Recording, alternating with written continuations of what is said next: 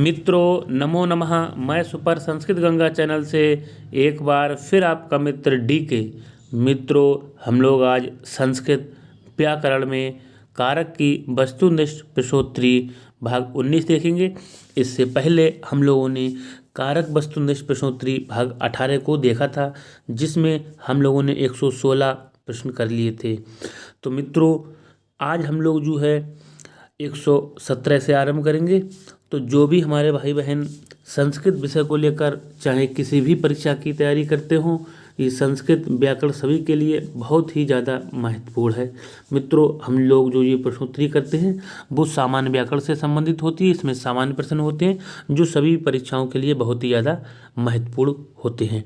मित्रों ये जो प्रश्न होते हैं वो या तो परीक्षा में किसी ना किसी परीक्षा में आए हुए होते हैं या इनके आने की जो है प्रबल संभावना होती है। तो मित्रों चलिए देर ना करते हुए हम अपनी जो है वस्तुनिष्ठ प्रश्नोत्तरी को आरंभ करते हैं।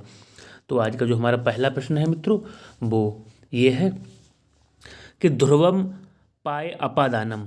ध्रुवम अपाए अपादानम। तो यहाँ पर जो हमारा है सूत्र है ध्रुवम पाए अपादानम, जो सूत्र है ये किस विभक्ति का है भैया? ये पंचमी का है या चतुर्थी का है या तृतीया का या फिर द्वितीय का है? तो मित्रों जो हमारा ये प्रश्न है ये बहुत ही अच्छा प्रश्न है कि ध्रुवम अपाए अपादानम, इसमें जो है ये पंचमी विभक्ति का है। क्या है? पंचमी विभक्ति का सूत्र है। अगला देखते हैं। नेक्स्ट है अपाय अर्थ में जो ध्रुव हो अर्थात जो स्थिर हो।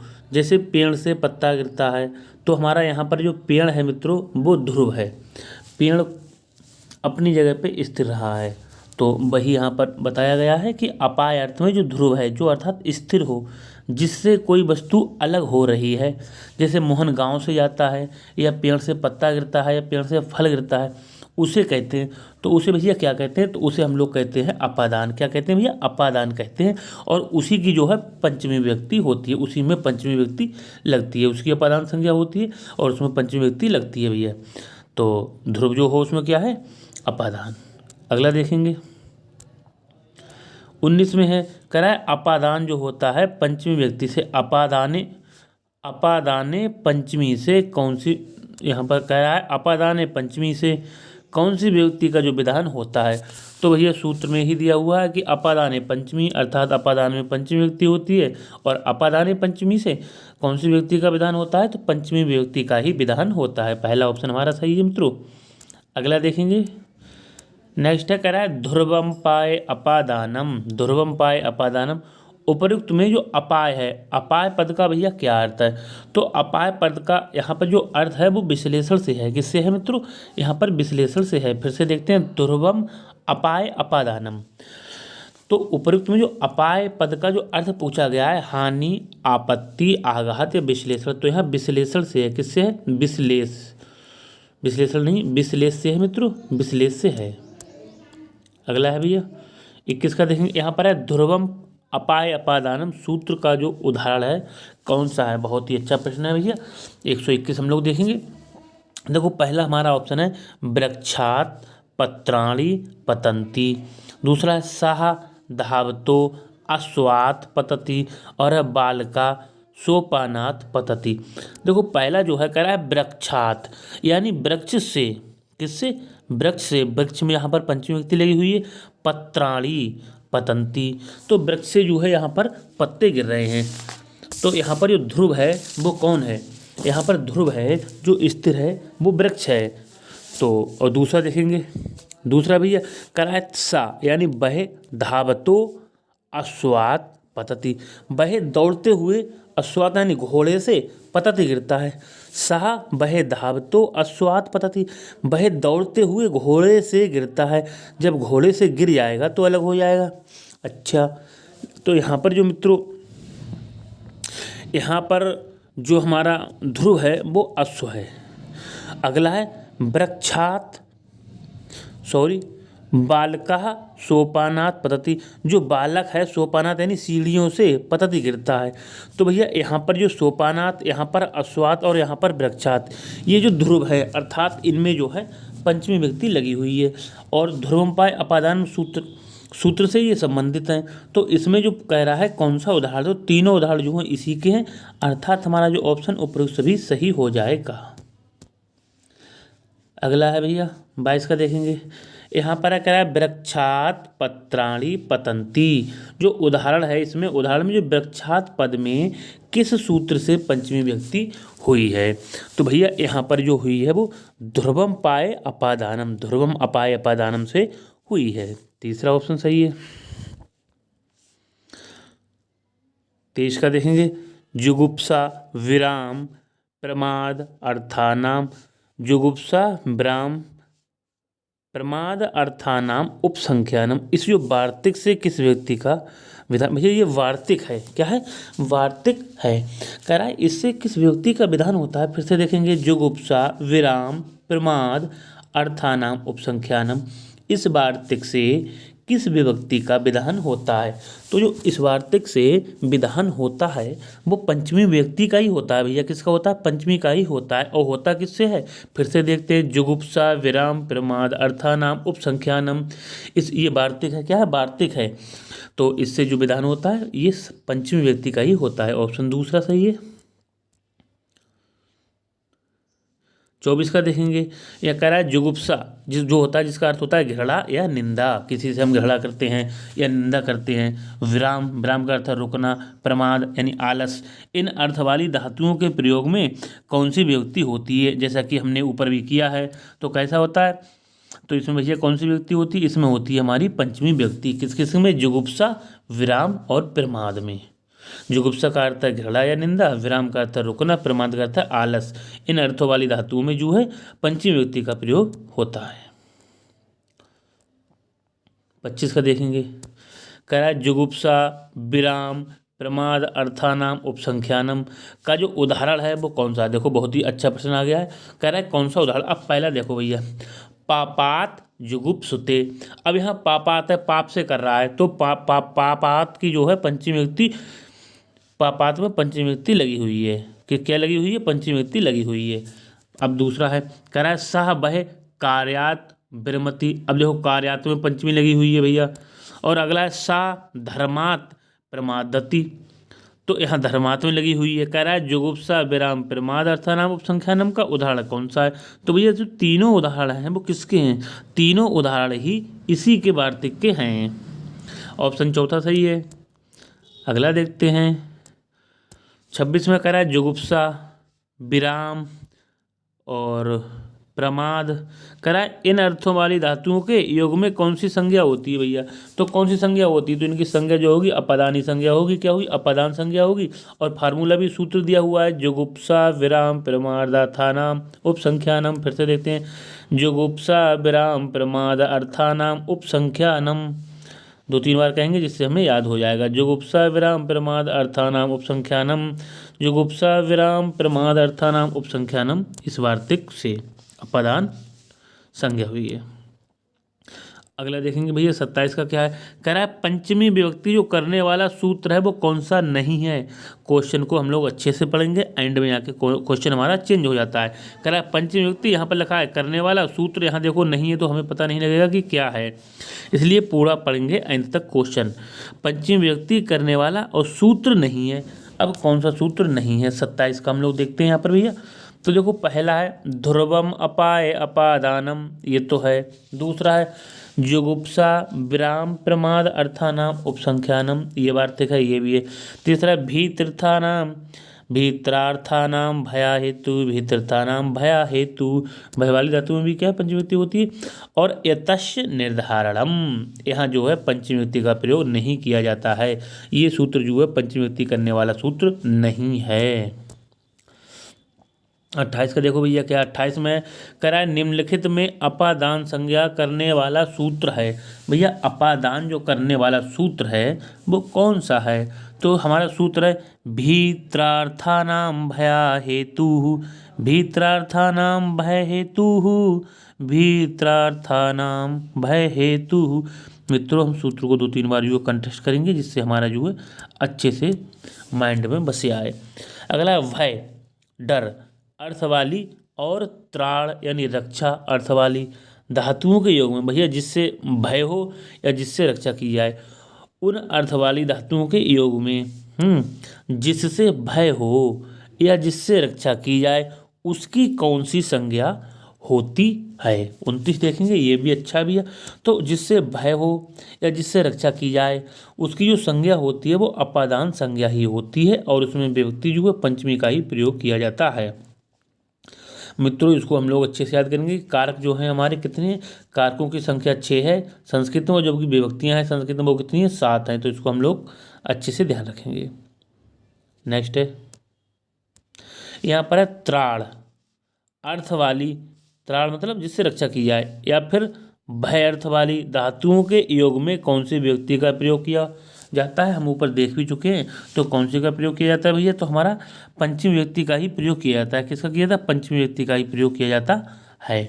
और यहाँ फार्मूला भी दिया हुआ है, भीत्रार्थानाम भय हेतु। तो तीसरा ऑप्शन सही है हमारा, पंचमी विभक्ति। अगला देखेंगे 31 है, कह रहा है भीत्रार्थानाम भय हेतु। सूत्र का जो उदाहरण है वो कौन सा है। बहुत ही अच्छे अच्छे प्रश्न है मित्रों, आप लोग अच्छे से तैयार करेंगे, हम ऐसी प्रश्नोत्तरी आपके लिए अच्छी डेली लेके आते रहेंगे। तो 31 का देखते हैं। देखो भैया पहला है, कह रहा है चोरात और विभेति, वो चोर से डरता है। कोई व्यक्ति है वो किससे डरता है, चोर से डरता है। तो देखो चोरात में चोर से डर रहा है जिससे रक्षा करी जाती है, या फिर जिससे जो है भय होता है, तो उसमें पंचमी होती है। यहाँ पर चोरात, चोर से जो है डर रहा है व्यक्ति, भय हो रहा है, तो चोरात में पंचमी हो गई। ये तो हमारा सूत्र हो गया। दूसरा देखो कह रहा है वृक्कः सिंगात विभेति, तो जो वृक्क है वो सिंह से डरता है, तो यहाँ पर भी सिंगात में पंचमी हो गई है। अगला है शिशु सर्पात विभेति, यहाँ पर जो शिशु है वो सर्प से डर रहा है, तो यहाँ पर भी जो है भय वाली धातु हो गई। तो तीनों जो उदाहरण हो गए वो भीत्रार्थानाम भय हेतु के हो गए। तो हमारा ऑप्शन हो जाएगा उपयुक्त सभी। ठीक है भैया, ठीक है। 32 का देखते हैं। यहाँ पर है भीत्रार्थानाम भय हेतु। क्या है, भीत्रार्थानाम भय हेतु। सूत्र का जो उदाहरण है भैया कौन सा नहीं है, बहुत ही अच्छा है। अब हम देखेंगे यहाँ पर भैया, यहाँ पर है पिता पुत्रम सिंगात रक्षति। जो पिता है वो पुत्रम मीन्स पुत्र की, सिंगात माने सिंह से रक्षा करता है। पिता पुत्रम, पिता जो है पुत्र को सिंह से बचाता है। पिता पुत्रम सिंगात रक्षति, पिता पुत्र को सिंह से बचाता है या रक्षा करता है। सिंह से कर रहा है, सिंगात में पंचमी हो गई है। दूसरा है चोरात विभेति, चोर से डर रहा है। भैया पापात त्रायते, पापात त्रायते जो क्या है, पाप से जो है निवृत्त होता है या अलग होता है। ठीक है। और अगला है सत्येन रक्षति, सत्य के द्वारा रक्षा होती है। तो सत्येन यहाँ पर तृतीय व्यक्ति का प्रयोग किया गया है और पूछा गया है भीत्रार्थानाम भय हेतु, सूत्र का उदाहरण नहीं है। तो ये जो उदाहरण है चौथा, यही हमारा जो है भीत्रार्थानाम भय हेतु का उदाहरण नहीं है। अगला देखो भाई 33 का क्या है। 33 में सहा चोरात विभेति, वह चोर से डर रहा है या डरता है, में जो चोरात पद में किस सूत्र से पंचमी व्यक्ति का प्रयोग किया गया है। तो इतनी बार हम कर चुके हैं, किससे किया गया है, तो अपादाने पंचमी। क्या है मित्रों, पंचमी कह रहा है किस सूत्र से पंचमी व्यक्ति का प्रयोग हुआ है। 33 का हम लोग देखेंगे मित्रों। तो क्या हो जाएगा हमारा, अपादाने पंचमी व्यक्ति जो है लगी हुई है। अच्छा इसमें सूत्र कौन सा है, जो सूत्र ये लगा है भीत्रार्थानाम भय हेतु, वहाँ पर विभक्ति पूछ लिया, यहाँ पर हमारा सूत्र दिया हुआ है। 34 का देखेंगे। यहाँ पर है नियम पूर्वक, भैया नियम पूर्वक जिससे, कह रहा है नियम पूर्वक जिससे विद्या पढ़ी जाए या कुछ सीखा जाए, तो ऐसे जो व्याख्याता की जो संज्ञा होगी कौन सी संज्ञा होगी। तो जिससे भैया नियम पूर्वक विद्या पढ़ी जाए या कुछ और सीखा जाए, तो जो व्याख्याता होता है, सिखाने वाला होता है, पढ़ाने वाला होता है, उसकी जो संज्ञा होती है भैया वो कौन सी संज्ञा होती है, तो उसकी भी अपादान संज्ञा ही होती है भैया। पहला ही सही है। अगला आ जाओ, कह रहा है आख्यातोपयोगे, आख्यातोपयोगे या आख्यातोपयोगी सूत्र का जो उदाहरण है वो कौन सा है। अब देखो कह रहा है उपाध्यायात अधीते, उपाध्यायात अधीते, उपाध्याय से पढ़ता है, तो ये तो है। दूसरा है छात्रः शिक्षकात् संगीत शिक्षते, छात्र जो है शिक्षक से संगीत सीखता है, ये भी है। और बटुहु गुरोह कर्मकांडम जानाति, बटुहु जो है गुरु से कर्मकांड जो है जानता है या सीखता है। और उपयुक्त सभी, तो ये तीनों भैया उदाहरण जो हैं आख्यातोप योगे सूत्र के हैं। उपयुक्त सभी हमारा सही है। अगले आ जाओ, 36 में है, यहाँ पर है आख्यातोप योगे सूत्र है। भैया आख्यातोप जो योगे सूत्र है वो कौन सी संज्ञा करता है, ये पूछा गया है। 36 में हम लोग देखेंगे, अच्छा प्रश्न है। तो इसकी भी अपादान संज्ञा का ही सूत्र है ये।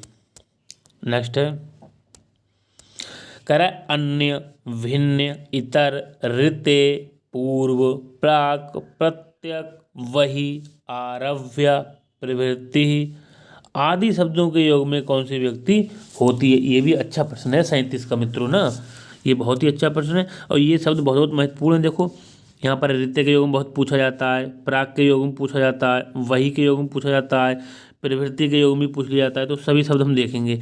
कराए अन्य भिन्न, अन्य जो है वो, अन्य का मतलब अन्य, भिन्न इतर ऋते पूर्व प्राक प्रत्यक वही आरभ्य प्रवृत्ति आदि शब्दों के योग में कौन सी व्यक्ति होती है। तो भैया पंचमी व्यक्ति का ही प्रयोग किया जाता है। जैसे तुमसे पूछ लिया भिन्न के योग में किस व्यक्ति का प्रयोग किया जाता है, इतर के योग में या फिर ऋते के योग में, पूर्व के योग में, प्राक के योग में। तो इसको हम याद रखेंगे, पंचमी व्यक्ति हमारा सही है। अगला देखेंगे हम लोग, अगला मित्रों अगला है हमारा अन्यारादितरते दिक् शब्दांच उत्तर पदा जाहि युक्ते। इस ये वार्तिक है। इस वार्तिक का जो उदाहरण है भैया वो कौन सा है, 38 हम देखेंगे। तो इसका जो है उदाहरण पूछा गया है। तो पहला है अन्यः किषणात्, दूसरा है ऋतेः किषणात्, तीसरा है भिन्ना किषणात्। तो ये तीनों एग्जाम्पल हैं भैया वो इसी के हैं, इसी वार्तिक के। तो हमारा राइट आंसर हो जाएगा उपयुक्त सभी, उपयुक्त सभी। अगला देखेंगे, अगला हम देखेंगे 39 हम देखेंगे। कराए स्वा स्वामी भाव, जन जनक भाव, कार्य कारण भाव। फिर से देखेंगे, स्वा स्वामी भाव, जन जनक भाव, कार्य कारण भाव आदि में कौन सी व्यक्ति होती है। बहुत ही अच्छा प्रश्न है। स्वस्वामी भाव, जन जनक भाव, कार्य कारण भाव आदि में कौन सी विभक्ति होती है भैया। तो इसमें जो व्यक्ति होती है वो षष्ठी व्यक्ति होती है। कौन सी होती है, षष्ठी होती है। फिर से देखेंगे, स्वस्वामी भाव, जन जनक भाव, कार्य कारण भाव आदि में कौन सी विभक्ति होती है। तो षष्ठी विभक्ति का इसमें प्रयोग किया जाता है। 40 का देखेंगे। कराए षष्ठी से सूत्र का जो उदाहरण है वो कौन सा है। पहला है राज्ञाः पुरुषा, राजा का पुरुष, गंगायाः जलम, गंगा का जल, दशरथस्य पुत्रा, दशरथ का पुत्र। तो भैया यहाँ पर हमें लग रहा है 140 का जो राइट आंसर होगा वो उपयुक्त सभी ही सही है। 41 में देखेंगे, कर्ता करम करण संप्रदान, कर्ता कर्म करण संप्रदान अपादान अधिकरण कारकों में तथा प्रातिपदिक में विभक्तियों का विधान कर चुके हैं। इसके अतिरिक्त जो बच गया हो उसे व्याकरण में कहते हैं। बहुत ही अच्छा प्रश्न है 141। फिर से देखेंगे, कर्ता कर्म करण संप्रदान अपादान अधिकरण कारकों में तथा प्रातिपदिकार्थ में विभक्तियों का विधान कर चुके हैं। इसके अतिरिक्त जो बच गया है उसे व्याकरण में कहते हैं। तो उसे व्याकरण में शेष कहते हैं। क्या कहते हैं, शेष कहते हैं। आगे भैया 42 का देखेंगे। यहाँ पर है षष्ठी हेतु प्रयोगे, षष्ठी हेतु प्रयोगे सूत्र में कौन सी विभक्ति होती है। षष्ठी हेतु प्रयोगे, षष्ठी हेतु प्रयोगे सूत्र में कौन सी विभक्ति होगी या होती है। 142 का देखेंगे भैया। तो यहाँ पर षष्ठी ही विभक्ति होती है। कौन सी होती है, षष्ठी विभक्ति ही होती है। नेक्स्ट देखेंगे भैया 43 देख लो प्रश्न क्या कह रहा है। यहाँ पर है यदि किसी वस्तु की हेतुता अर्थात कारणता प्रकट करनी हो और हेतु शब्द का साक्षात प्रयोग हो तो उस वस्तु के कारण तथा हेतु शब्द दोनों में कौन सी विभक्ति होगी। बहुत ही अच्छा प्रश्न है। तो यहाँ पर भैया षष्ठी विभक्ति ही होगी। नेक्स्ट है 44 है, कह रहा है षष्ठी हेतु प्रयोग जो सूत्र का उदाहरण है वो कौन सा है। पहला है छात्राः अध्ययनस्य हेतोः प्रयोगे बसति। जो छात्र है वो अध्ययनस्य हेतोः प्रयोगे बसति, छात्र जो है अध्ययन के कारण अध्ययन के हेतु जो है बसता है। दूसरा है सह अन्नस्य हेतु बसति। तीसरा है सुमनाः गृहस्य हेतोः यतते। तो मित्रों जो हमारे तीनों जो उदाहरण हैं वो षष्ठी हेतु प्रयोग के हैं, उपरोक्त सभी सही हो जाएगा। 45 में देखेंगे यहाँ पर है, यहाँ पर कोई आ जाएगा, या तो कर्म आएगा या करण आएगा या हेतु आएगा षष्ठी आएगा। तो हेतु प्रयोग रिक्त स्थान की पूर्ति करें, 45 प्रश्न है, ये भी अच्छा ही है मित्रों। तो यहाँ पर हमारा क्या आ जाएगा, यहाँ पर आ जाएगा षष्ठी हेतु प्रयोगे, षष्ठी हेतु प्रयोगे, षष्ठी आ जाएगा। यहाँ पर क्या आ जाएगा षष्ठी, चौथा ऑप्शन सही है। 46 में है, कह रहा है वर्तमान अर्थ में होने वाले, वर्तमान अर्थ में होने वाले ता प्रत्यांत शब्दों के, भैया तो ता प्रत्यय होते हैं, ता तब तो दो प्रत्यय होते हैं, तो ता प्रत्यांत शब्दों के योग में कौन सी विभक्ति होती है। 46 देखेंगे तो भैया षष्ठी विभक्ति होती है, किसमें, वर्तमान अर्थ में प्रयोग होने वाले ता प्रत्यांत शब्दों के योग में। तो चौथा ऑप्शन सही है। अगला देखेंगे, अगला है तस्य, क्या है, तस्य च वर्तमाने सूत्र का जो उदाहरण है वो कौन सा है। तो भैया पहला है राज्ञाम पूजितः विद्वान, राज्ञाम पूजितः विद्वान। दूसरा है सर्वेषाम आदृतः गुरुः। तीसरा है राज्ञाम मताः बुद्धः पूजितः वा। तो जो उपरोक्त सभी उदाहरण हैं वो तस् च वर्तमाने के हैं। नेक्स्ट है कितश्च च वर्तमाने, क्या है, कितश्च तश्च च वर्तमाने सूत्र किस व्यक्ति से संबंधित है। ये भी अच्छा ही प्रश्न है। तो ये जो षष्ठी से ही संबंधित है भैया, किस व्यक्ति से, षष्ठी व्यक्ति से ही संबंधित है। कौन सा है, तश्च च वर्तमाने सूत्र जो षष्ठी व्यक्ति से संबंधित है। 49 का देखते हैं, कह रहा है षष्ठी च अनादरे, षष्ठी च अनादरे सूत्र से कौन सी व्यक्ति होती है। तो षष्ठी च अनादरे सूत्र से जो व्यक्ति होती है कौन सी होती है भैया, तो षष्ठी भी होती है और सप्तमी भी होती है, दोनों होती हैं, इसलिए हमारा ए और बी दोनों सही हो जाएगा। तीसरा ऑप्शन सही है। 50 है, कह रहा है अनादर अर्थ प्रकट करने के कारण, अनादर अर्थ प्रकट करने के कारण कौन सी व्यक्ति होगी। भैया अनादर अर्थ जो है प्रकट करने के कारण जो व्यक्ति होती है वो कौन कौन सी होती है, ये पूछा गया है। तो भैया अनादर में षष्ठी भी हो जाती है और सप्तमी भी हो जाती है, इसलिए हमारा ए और बी दोनों सही है। षष्ठी च अनादरे से अनादर अर्थ में जो है कौन सी व्यक्ति होती है, षष्ठी सप्तमी दोनों हो जाती हैं। नेक्स्ट है षष्ठी च अनादरे सूत्र का जो उदाहरण है वो कौन सा है। 51 का देखेंगे हम लोग। तो पहला है रुदति पुत्रे पिता बनम गता, रुदति पुत्रे, रुदति पुत्रे पिता बनम गता, रोते हुए पुत्र को छोड़कर जो पिता कहाँ गया है, बन गया है, ये तो है। दूसरा है खगा नाम काका धूर्ता, खगा नाम काका धूर्ता, अच्छा ये हो गया। और तीसरा है इसका रुदता पुत्रस्य पिता बनम गता, और खगा नाम काका, खगा नाम काका धूर्ता, और रुदति पुत्रे पिता बनम गता। तो ये तीनों हो गए, तीनों उदाहरण आपके षष्ठी च अनादर के हो गए, षष्ठी च अनादरे। 51 का चौथा सही है। 52 का देखेंगे, क्या रुदति पुत्रे सा प्रव्राजित, रुदति पुत्रे सा प्रव्राजित, रुदति पुत्रे सा प्रव्राजित, ये उदाहरण किस सूत्र से संबंधित है। तो भैया ये उदाहरण जो है षष्ठी च अनादरे से ही है, षष्ठी च अनादरे से ही है।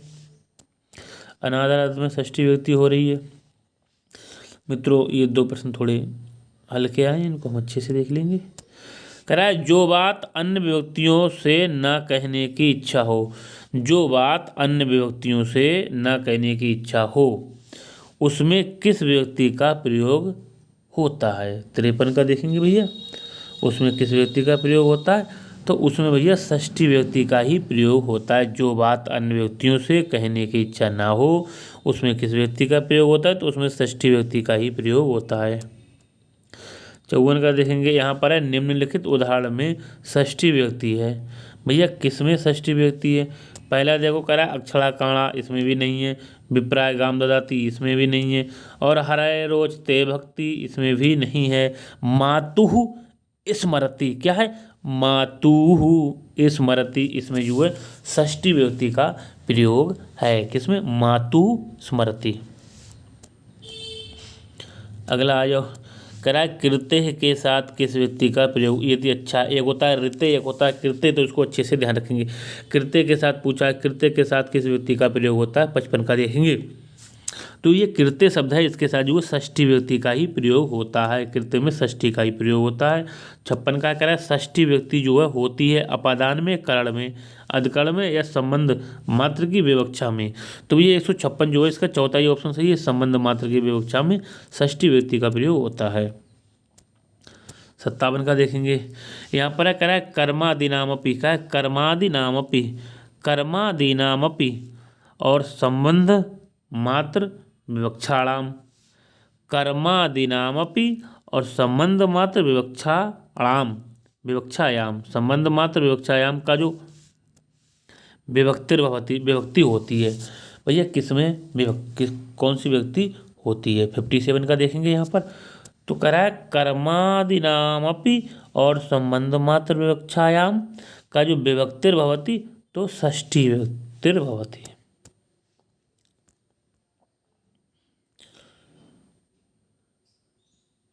पेट का देखेंगे, ये अच्छे प्रश्न है।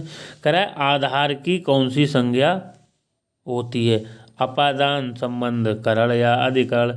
तो अपादान की जो संज्ञा होती है कौन सी होती है, अपादान की जो है, अपादान नहीं, यहाँ पर पूछा है आधार की कौन सी संज्ञा होती है, तो भैया आधार की जो है अधिकरण संज्ञा होती है। क्या होती है, अधिकरण संज्ञा होती है। अगला है आधारो अधिकरणम, आधारो अधिकरणम सूत्र किस व्यक्ति से संबंधित है। तो आधारोधिकरणम जो सूत्र है हमारा सप्तमी व्यक्ति से ही भैया संबंधित है। किसमें, क्योंकि आधार में सप्तमी होती है। जो कर्ता और कर्म का आधार होता है, जो कर्ता और कर्म का आधार होता है उसे कहते हैं, जो कर्ता और कर्म का आधार होता है उसे क्या कहते हैं भैया, उसे अधिकरण कहते हैं।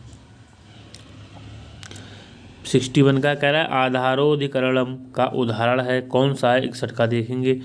पहला है वयम गेहे बसामाह, जो बसामा वयम के कारण लगा है और गेहे घर में, वयम गेहे बसामा।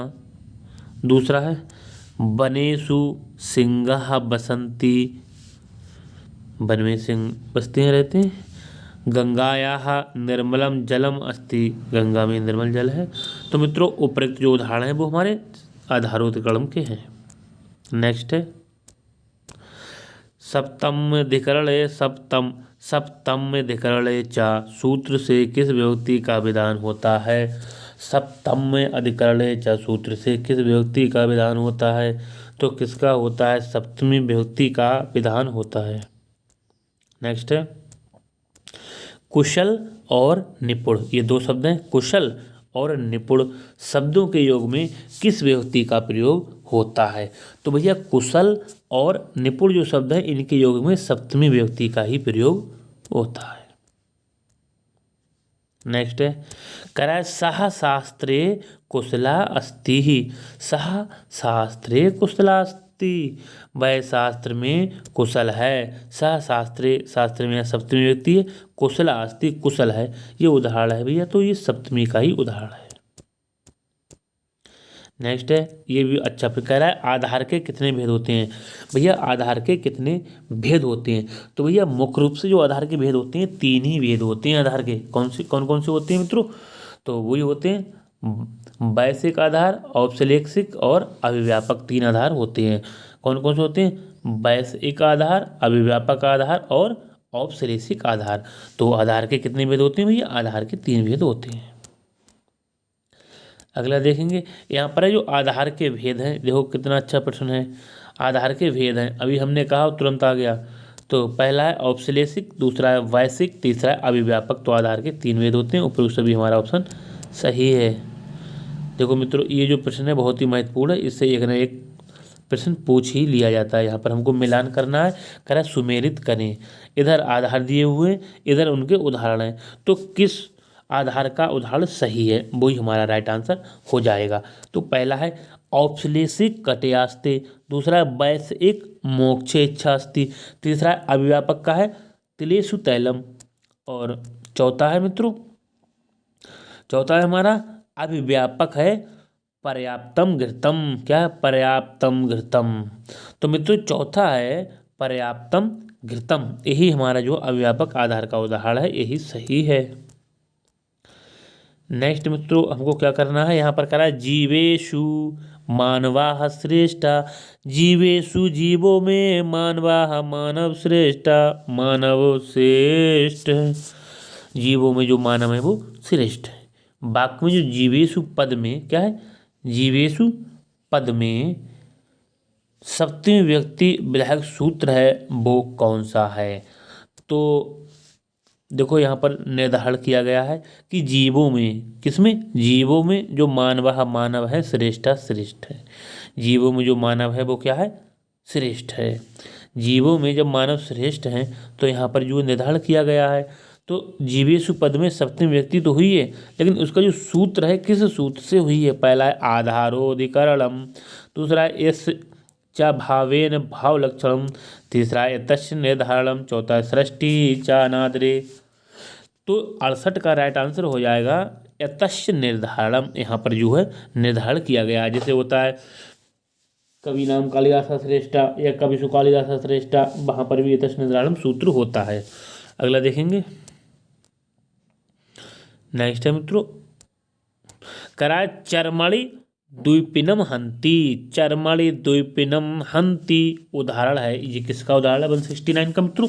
तो जो ये उदाहरण है वो निमित्तात् कर्मयोगे का उदाहरण है। किसका है? निमित्तात् कर्मयोगे का उदाहरण है। कौन सा है? चरमणि द्वीपिनम हंति निमित्तात् कर्मयोगे का उदाहरण है। अगला देखते हैं भैया, नेक्स्ट है कराए साधु साधु प्रयोगे, साधु असाधु प्रयोगे। अगर इसका विच्छेद करेंगे तो हो जाएगा साधु असाधु प्रयोगे। यहाँ पर हो जाएगा साधु असाधु प्रयोगे।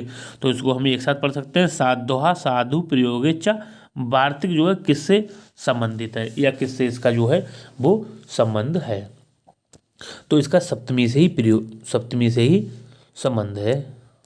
भैया देखो अब हिंदी में आ गया वही, कह रहा है साधु और असाधु शब्दों के योग में कौन सी विभक्ति होती है भैया?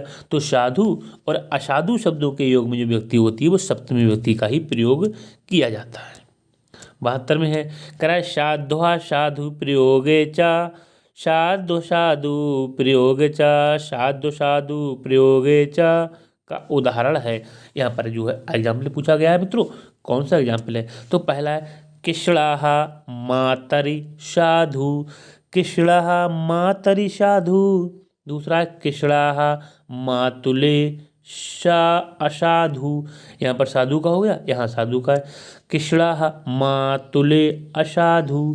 नेक्स्ट है संतः पापे असाधु। तो ये तीनों उदाहरण भैया वो इसी के हैं, उपयुक्त सभी सही है। अगला देखेंगे, ये थोड़ा मित्रों थोड़ा मिस प्रिंट हो गया है, इसको भी हम देख लेंगे। कराए यतस्य निर्धारणम, यतस्य निर्धारणम सूत्र से किस विभक्ति का प्रयोग किया जाता है? यतस्य निर्धारणम सूत्र किस व्यक्ति से संबंधित है? भैया जो यतस्य निर्धारणम हमारा सूत्र होता है वो किस व्यक्ति से संबंधित होता है, इसको यहाँ पर जो है वो पूछा गया है। तो जो यतस्य निर्धारणम सूत्र होता है वो षष्ठी सप्तमी दोनों से होता है, षष्ठी से भी होता है सप्तमी से ही होता है। इसलिए हमारा बी सी ऑप्शन, बी और सी अर्थात चौथा ऑप्शन सही है। 74 में है भैया, कराए निर्धारण में समुदायवाचक शब्दों से कौन सी विभक्ति होती है? तो निर्धारण में समुदायवाचक शब्द से जो है किस व्यक्ति का प्रयोग किया जाता है, तो मित्रों यहाँ पर जो है षष्ठी और सप्तमी दोनों का प्रयोग किया जाता है। उपयुक्त तो दोनों ऑप्शन सही है। 75 का देखें मित्रों, 2-3 प्रश्न और हैं। यदि किन्हीं वस्तुओं या व्यक्तियों के समुदाय में से किसी एक वस्तु या व्यक्ति को किसी विशेषता के आधार पर सबसे उत्कृष्ट या निकृष्ट बताया जाए तो वही कहलाता है, वो क्या कहलाता है, तो वो निर्धारण ही कहलाता है। क्या कहलाता है? निर्धारण ही कहा जाएगा। 76 से कराए, यतश्च निर्धारण सूत्र का जो उदाहरण है वो कौन सा नहीं है। भैया बहुत ही अच्छा प्रश्न है। तो देखो यहाँ पर कविषु कालिदासा श्रेष्ठा, कवियों में कालिदास श्रेष्ठ हैं। कवि नाम कालिदासा श्रेष्ठा, यहाँ भी सही है, कवियों में कालिदास श्रेष्ठ है। नेक्स्ट है गवाम किसड़ा, बहुत चीरा गाँव में किसड़ जो है बहुत दूध देती है। और अगला है पापात जुगुप्सते, पाप से घृणा करता है। तो यही हमारा जो डी ऑप्शन है वो अलग है। 77 का है करा षष्ठी सप्तमी दोनों व्यक्ति का जो विधान करने वाला सूत्र होता है वो कौन सा होता है, तो भैया यतश्च निर्धारणम और षष्ठी चा अनादरे। यतश्च निर्धारणम और षष्ठी चा अनादरे, ये जो दोनों होते हैं भैया वो षष्ठी और सप्तमी व्यक्ति का विधान करते हैं। षष्ठी चा अनादरे सूत्र होता है वो भी षष्ठी सप्तमी का करता है और यतश्च निर्धारणम भी करता है। तो हमारा उपयुक्त दोनों ऑप्शन सही है, अर्थात तीसरा ऑप्शन सही है। 3 प्रश्न और है। 78 में करा सर्वस्मिन् शरीरे आत्मा अस्ति, सर्वस्मिन् शरीरे आत्मा अस्ति इस वाक्य में अधिकरण है। इस वाक्य में जो अधिकरण है भैया कौन सा है, बहुत ही अच्छा प्रश्न करा है। सर्वस्मिन् शरीरे आत्मा अस्ति इस वाक्य में अधिकरण कौन सा है, बहुत ही अच्छा प्रश्न है मित्रों।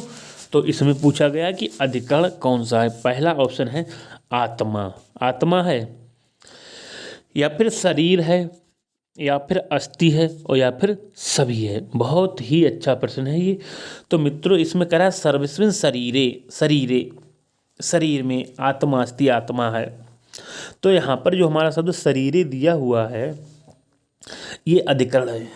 तो हमारा ऑप्शन हो जाएगा शरीर। क्या हो जाएगा? शरीर जो है वो अधिकरण है। 78 का दूसरा ऑप्शन सही है। 2 प्रश्न और हैं भैया, सेकंड लास्ट देखते हैं मित्रों। 79 का देखेंगे। कराए यस्य चा भावेन भाव लक्षणम, यस्य चा भावेन भाव लक्षणम सूत्र जो है संबंधित है भैया, ये किससे संबंधित है? पहला है कर्म कारक से है या फिर करण कारक से है या फिर अपादान कारक से है या फिर अधिकरण कारक से है। तो यस्य चा भावेन जो भाव लक्षण सूत्र है वो हमारा अधिकरण अर्थात सप्तमी व्यक्ति अधिकरण से संबंधित है। भैया आज का हम लोग अंतिम प्रश्न और देखते हैं मित्रों। आज का जो हमारा लास्ट प्रश्न है ये जो आईडेड जूनियर 2021 में आया हुआ है, आईडेड जूनियर की जो परीक्षा हुई थी उसमें भी ये प्रश्न आया था। बहुत ही ज़्यादा महत्वपूर्ण है मित्रों, इसीलिए मैंने सामने लिख भी दिया है जिसको आप लोग अच्छे से इस टाइप के प्रश्नों को देख लेंगे। यहाँ पर है कह रहा है स्थाल्याम पचति। क्या स्थाल्याम पचति? यहाँ जो स्थाली है वो पद है, कैसा है? कर्म है, करण है, अपादान है या फिर अधिकरण है। तो आप लोग इसको देखें मित्रों कौन सा हो सकता है इसका आंसर। तो इसका जो राइट आंसर हो जाएगा वो हो जाएगा अधिकरण। क्या हो जाएगा? अधिकरण। स्थाल्याम पचति, यहाँ जो स्थाली पद है वो अधिकरण है। कौन सी है? अधिकरण है मित्रों। तो मित्रों ये थे हमारे सामान्य व्याकरण से संबंधित संस्कृत व्याकरण में कारक की वस्तुनिष्ठ प्रश्नोत्तरी। मित्रों हम जो प्रश्न आपको कराते हैं वो या तो किसी परीक्षा में आए हुए होते हैं या फिर उनकी आने की परीक्षाओं में प्रबल संभावना होती है, वही प्रश्न हम आपके लिए लेके आते हैं। तो मित्रों हमारे द्वारा दिए गए प्रश्न आपको अच्छे लगते हैं, पसंद आते हैं तो वीडियो को लाइक शेयर और कमेंट भी किया करें। और जिन भाई बहनों ने चैनल को सब्सक्राइब नहीं किया है मित्रों, वीडियो को देखते हैं तो वो भी लोग जो है हमारे मित्र साथी चैनल को सब्सक्राइब अवश्य कर लें, जिससे जब हम कोई वीडियो डालें तो आपको नोटिफिकेशन तुरंत प्राप्त हो जाए। तो मित्रों आज के लिए बस इतना ही। नमः संस्कृताय। आपका दिन शुभ हो।